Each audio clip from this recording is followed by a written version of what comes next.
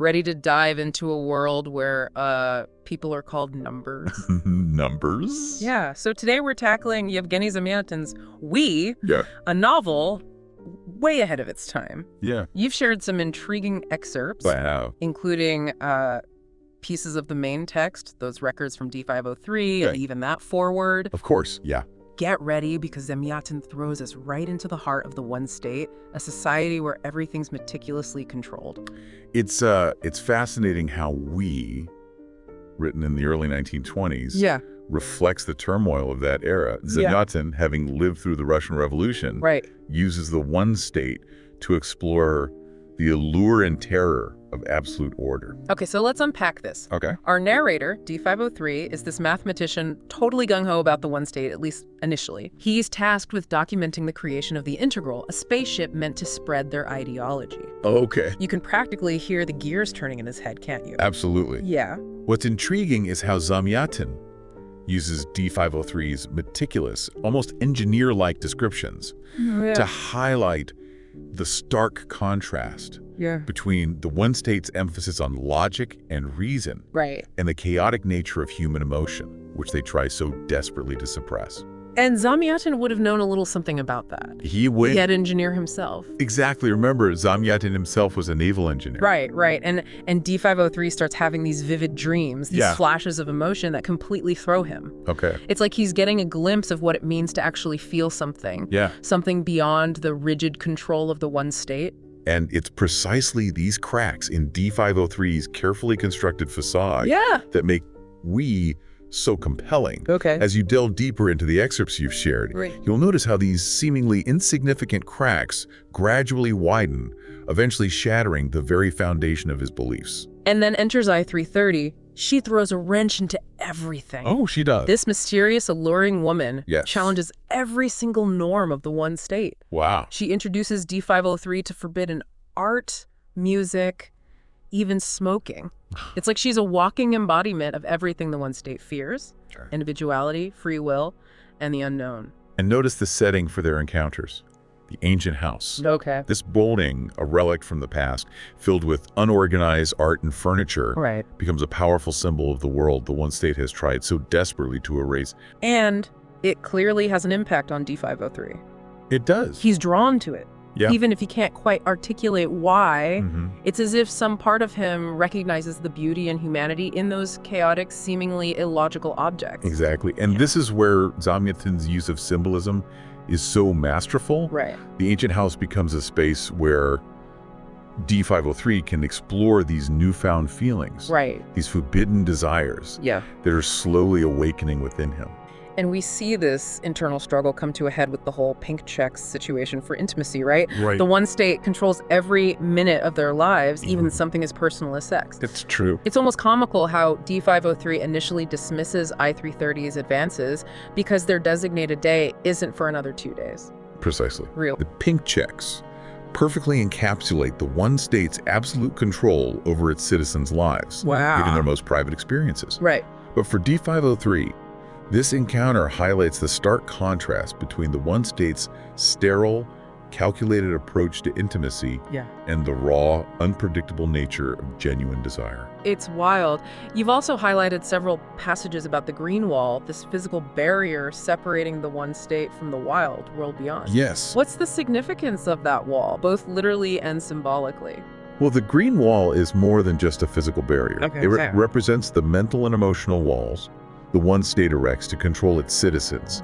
It's that constant reminder of the world beyond, a world they've been conditioned to fear and reject. And yet, you can't help but wonder, what's on the other side? What's so terrifying that the one state needs to keep it hidden? That's the question that begins to consume D503 as his interactions with I-330 intensify. And it's a question that Zamyatin brilliantly uses to fuel the narrative tension, leaving the reader and D503 himself craving answers. And it's beyond the green wall where we encounter the Mephi, a group of revolutionaries who represent everything the one state seeks to eliminate. They embrace individuality, emotion, chaos. All the things D503 has been taught to fear. You know, you highlighted that execution scene in your notes, the one where the poet R13 reads that subversive piece. It's chilling. It is. But it's also a powerful reminder that even in the most tightly controlled societies, dissent can find a voice. Absolutely. And notice how Zamyatin subtly connects R13, the poet, to the Mephi later on. Right. It's a reminder that art in all its forms can be a powerful tool of resistance, a way to express ideas that challenge the dominant narrative. R13's poem seems to plant a seed of doubt in D503's mind, doesn't it? It does. And that seed starts to grow when he actually ventures beyond the green wall with I330. Yes. Talk about a culture shock.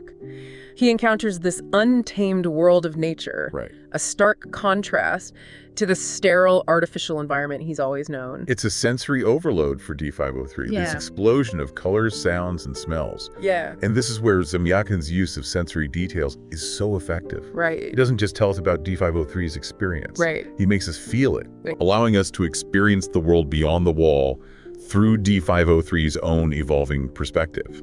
And it's there he comes face to face with the Mephi, learning about their plan to hijack the integral. Yes. Talk about a plan! Using the one-state symbol of ultimate order as a tool of rebellion. It's genius. It's a brilliant twist. Yeah. And it sets the stage for the final showdown between the one state and those who seek to break free from its control. Right. And keep in mind, while the Mephi are fighting for freedom, Right. their methods are not without their own ethical complexities. Okay. They're willing to put innocent lives at risk to achieve their goals. Okay, so we have the one state with its iron grip on control, Yes. the Mephi plotting their rebellion, Mm-hmm. and D503 caught in the middle. You can practically feel the tension building as these forces hurtle towards an inevitable collision. And the Day of Unanimity, Right. this annual ritual designed to reinforce the one state's control, Right. well, it becomes the catalyst for chaos. It does. D503 witnesses thousands of hands raised in opposition, a visible crack in the facade of unity. That image of all those hands is incredibly powerful, isn't it? It is. It reminds us that even in a society that seems completely monolithic, Right. there will always be individuals who resist, Yes. who dare to challenge the status quo. Precisely. Yeah. And in that moment of chaos and uncertainty, Yeah, D503 makes a choice. he does. He helps I330 escape, siding, at least momentarily, Right. with rebellion over conformity. It's a risky move, a huge gamble. But it also feels inevitable given the journey D503 has been on throughout the excerpts you shared. It certainly is. Yeah. And as you know, the one state doesn't tolerate dissent. No. Their solution, the great operation, the very name, sends chills down my spine. Chilling is right.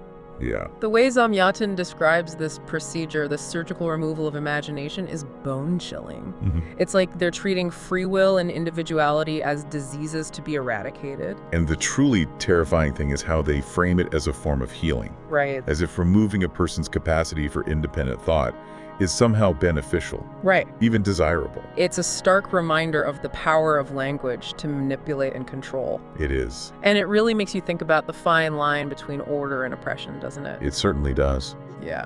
And as we were saying, Zamyatin doesn't really let us off the hook, does he? He doesn't. It's powerful, right? It's like he presents this chilling possibility and then dares us to confront its implications. Yeah. And you know what else is really striking? What's that? The way he uses language.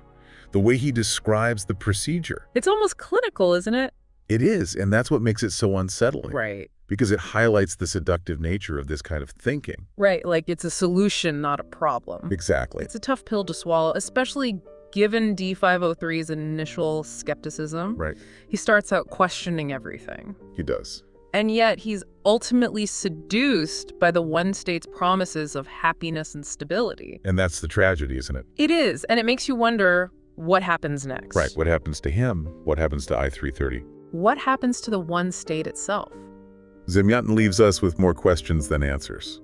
He does, but I think that's intentional, don't you think? I do. It's like he's inviting us to imagine our own conclusions. To consider the possibilities. Or potential consequences. Exactly. And to reflect on what this story tells us about ourselves, about our own relationship to freedom, to conformity, to the very nature of what it means to be human. It's a story that stays with you long after you finish reading it. It does. And it's a story that feels perhaps even more relevant today than it did when it was first written. Absolutely.